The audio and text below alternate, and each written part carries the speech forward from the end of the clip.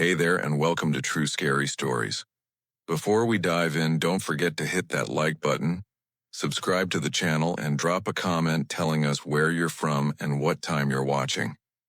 That helps YouTube know you love creepy stories, and it'll keep sending more your way. 3 scary true new house horror stories.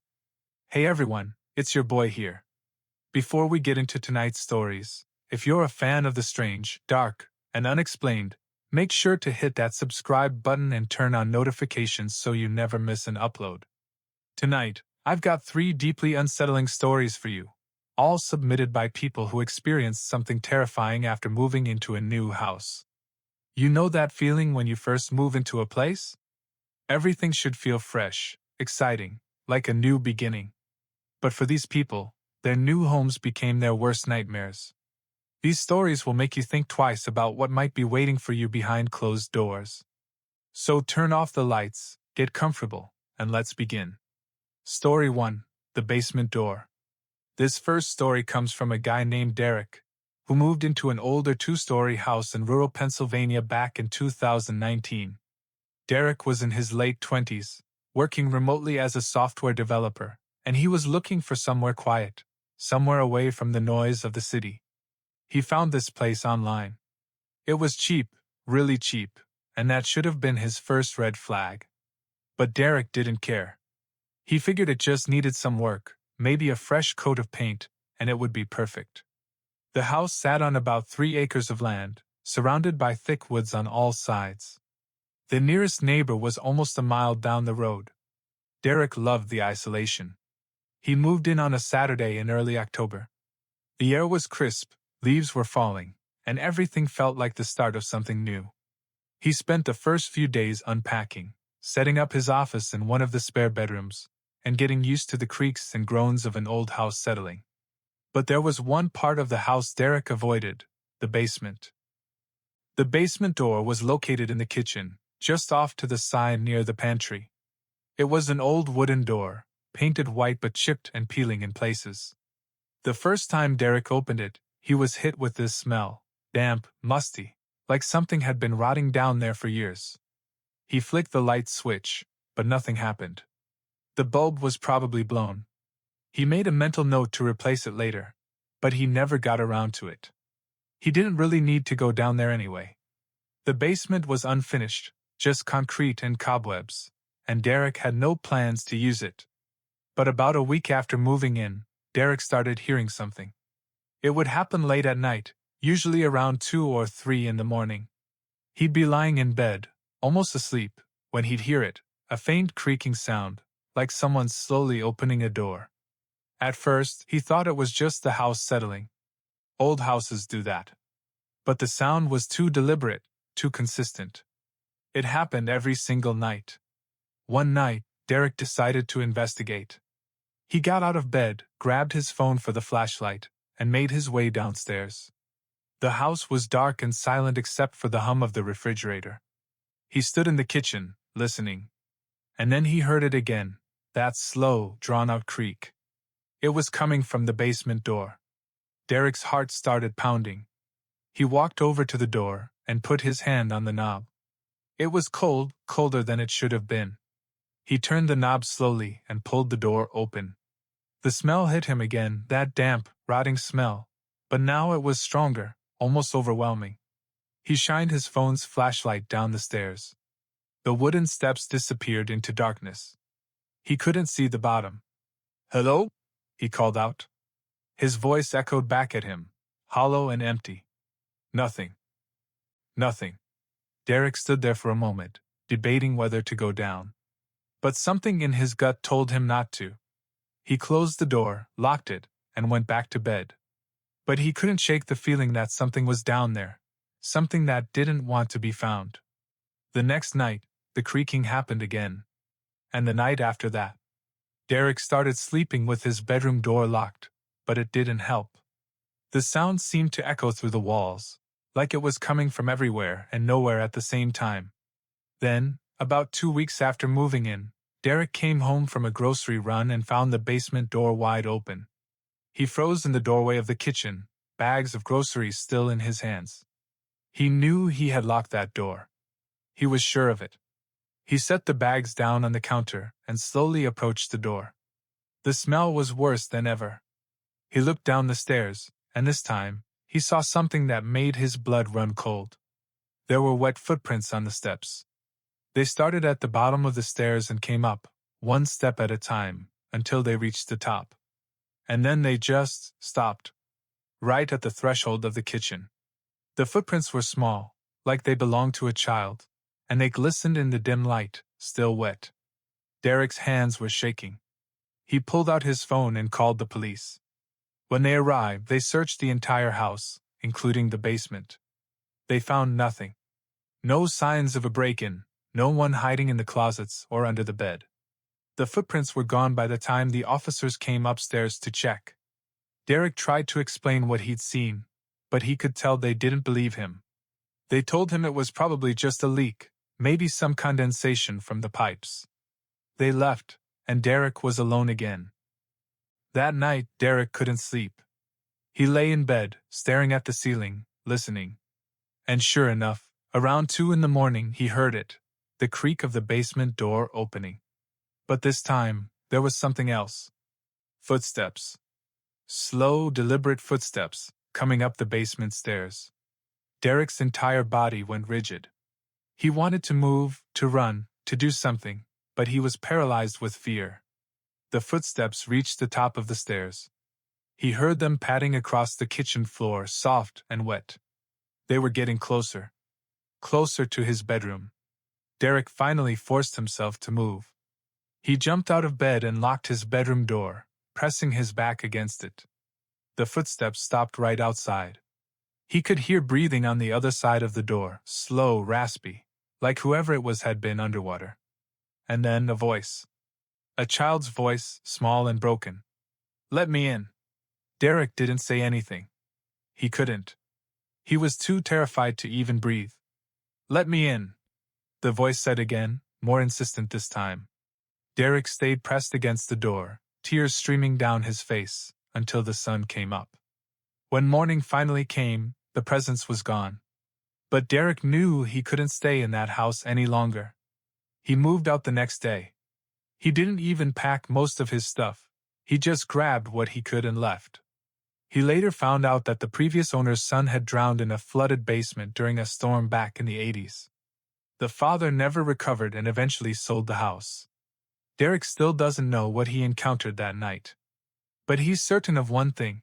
Whatever was in that basement, it wasn't finished with the living.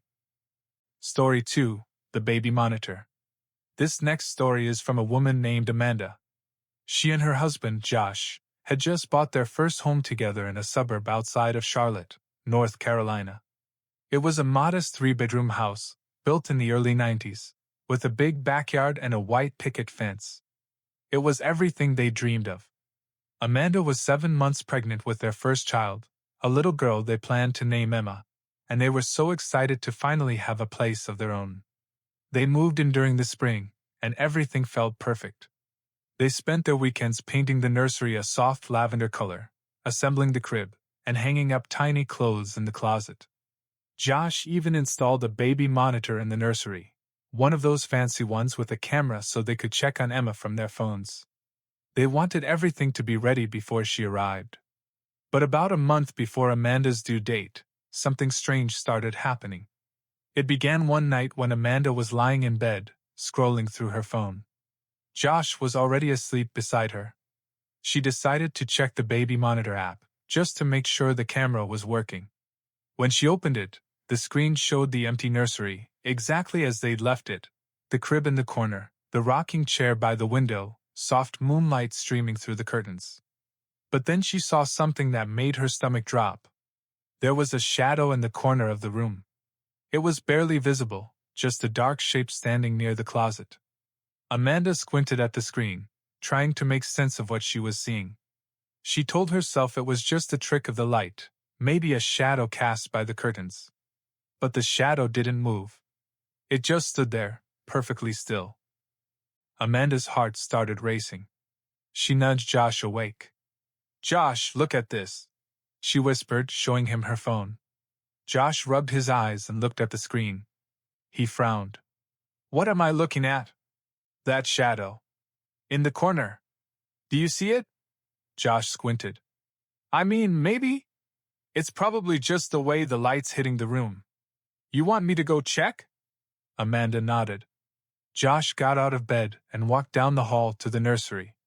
Amanda watched the baby monitor as he opened the door and flicked on the light.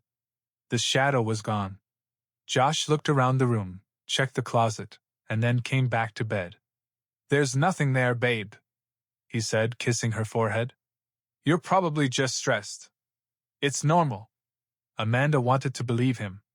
But the next night, the shadow was back. This time, it was closer to the crib. And the night after that, it was even closer. Amanda started checking the monitor obsessively, sometimes 3 or 4 times a night. The shadow was always there, always in a different spot, but always facing the crib. Josh thought she was overreacting, that it was just pregnancy anxiety. But Amanda knew what she was seeing. Then, one night, Amanda woke up to the sound of crying. It was faint, like a baby's cry, but muffled, like it was coming from far away. Amanda's heart started pounding. She looked at Josh, but he was still asleep. She grabbed her phone and opened the baby monitor app. The nursery was dark, but she could see the shadow again. This time, it was standing right next to the crib. And it was moving. Slowly, deliberately, like it was reaching down into the crib. Amanda jumped out of bed and ran to the nursery. She threw the door open and flipped on the light. The room was empty. No shadow. No crying. Just silence. But the rocking chair was moving. Back and forth, like someone had just been sitting in it. Amanda started crying. She called Josh, and he came running. They searched the entire house, checked every window and door. Everything was locked. There was no one else in the house. Josh finally convinced Amanda to call her doctor, thinking maybe she was experiencing some kind of prenatal hallucination. But Amanda knew what she'd seen. She knew something was in that room. A few days later, Amanda was talking to one of her neighbors, an older woman named Margaret who'd lived on the street for over 30 years. Amanda casually mentioned that the house felt a little off, sometimes, hoping Margaret might have some insight. Margaret's face went pale. Did you ever hear about the couple who lived there before you? She asked quietly. Amanda shook her head. Margaret hesitated, then continued. They had a baby girl. Sweet little thing. But one night the baby just stopped breathing. Crib death, they called it. The mother was devastated. She never recovered. They moved out a few months later. Amanda felt like she'd been punched in the gut. She went home and immediately told Josh what she'd learned. That night, they decided to sleep in the nursery, to see if anything would happen. Around 3 in the morning, Amanda woke up to the sound of crying again. But this time, it wasn't coming from the monitor. It was coming from inside the room. She opened her eyes and saw the shadow standing at the foot of the crib. But now, she could make out more details. It wasn't just a shadow. It was a woman, pale and gaunt, wearing a nightgown. Her eyes were dark and hollow, and she was staring down into the empty crib, tears streaming down her face. Amanda couldn't move. She couldn't breathe. The woman slowly turned her head and looked directly at her. And then she whispered, "Where is she?" Amanda screamed. Josh woke up, the lights flickered on, and the woman was gone. They moved out the next week. Amanda refused to bring Emma into that house. They sold it at a loss and bought a condo across town. Amanda never saw the woman again. But sometimes, late at night, she still hears the crying. Story 3. The Locked Room. This final story comes from a college student named Tyler. In the fall of 2021, Tyler and 3 of his friends, Ben, Marcus, and Jamie, decided to rent a house together near their university in upstate New York. It was cheaper than living in the dorms, and they wanted more freedom. The house they found was old, probably built sometime in the 50s, with hardwood floors, high ceilings, and this weird layout where the rooms all connected in a sort of maze-like way. The landlord was an older guy who seemed eager to get them to sign the lease. He gave them a quick tour, glossed over a few things, and handed them the keys the same day. There was one room, though, that he didn't show them. It was on the second floor, at the end of the hallway, and the door was locked. "What's in there?" Tyler asked, pointing at the door. The landlord waved his hand dismissively. "Oh, that's just storage. Mostly junk from the previous tenants. You guys don't need to worry about it. I'll come by and clean it out eventually." Tyler shrugged. They didn't need the extra room anyway. They had 4 bedrooms, one for each of them, and that was plenty. But Marcus, who was always curious about everything, couldn't let it go. "Why is it locked, though?" he asked the landlord. The landlord's expression shifted, just for a second, like he was annoyed. "Look, it's locked because I said it's locked. You want the house or not?" They took the house. For the first few weeks, everything was fine. They threw parties, stayed up late playing video games, and generally lived the college dream. But Tyler started noticing something weird. Late at night, when the house was quiet, he'd hear noises coming from that locked room. Scratching sounds, like something was dragging across the floor. At first, he thought it was mice or maybe raccoons in the walls. But the sounds were too deliberate, too rhythmic.